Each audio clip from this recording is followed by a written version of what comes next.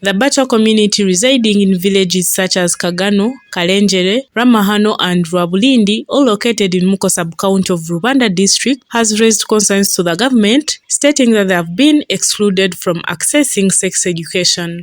This statement was expressed during a stakeholder meeting organized by the local Sustainable Communities organization, which aimed to address social barriers hindering the achievement and protection of sexual and reproductive health and rights.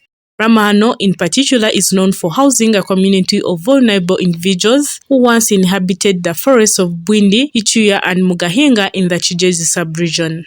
Amos Tugumisilize, an advocate for the Batwa minority group, asserts that the Batwa have been deprived of access to sex education, attributing this to long distances and feelings of inferiority. He further explains that most health facilities capable of providing sex education are located far from the Batwa homesteads. When we talk about sexual reproductive health access among the Batwa communities, they don't receive any access to healthy education at all.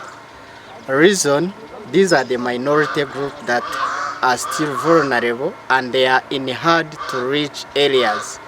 When you count the distance from our area where the Batwa live to the nearest health facilities, there is a long distance. Tugumisirize emphasizes that the Batwa's ignorance and discrimination have significantly contributed to cases of early pregnancies. He calls on the government to conduct outreach programs, especially targeting Batwa communities, to ensure they receive information about sex education. This minority Batwa, the youth and even the women, they are looked at as cheap sex access people.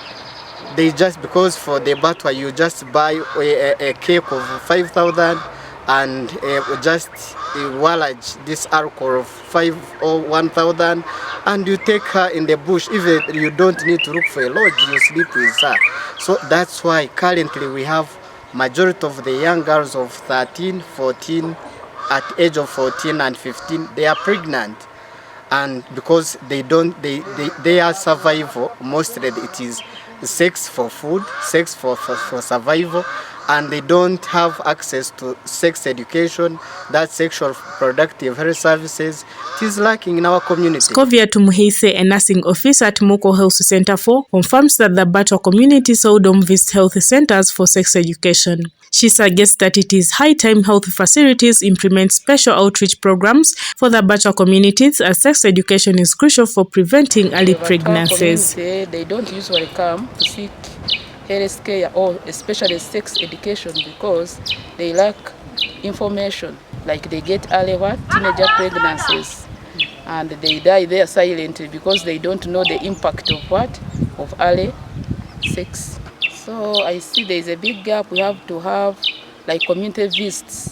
We do community visits, we reach them and give them sensitization. Albert Taremwa, the executive director of the local Sustainable Communities organization, emphasizes the organization's commitment to working closely with health centers and government structures to reach out to the Batwa. He stresses that sexual reproductive health and rights are essential for all groups of people. Such engagements for advocacy, especially on sexual reproductive health, are intended also to include the Batwa in the Batwa communities, because these are the minority groups that have been left behind for a long time. They are not exposed to any information about sexual reproductive health. We got an example of someone who was impregnated at 12 years. Today, she's going to give birth for the third child at 16. That is very, very painful, and we think we are going to reach out to those communities as well. That's why we started with Rwanda, and we have partners in those areas. We are going to engage with them and also the existing structures of the government, especially the health centers. The Batwa, a minority group, are a semi-nomadic Pygmy tribe that once inhabited the jungles of Ichuya, Bwindi, and Mugahinga forests, living as hunters and gatherers. However, in 1992, the government evicted them from their ancestral lands without providing alternative accommodations. A story by John Anamara, Robert Nyamachi for Kigezi TV.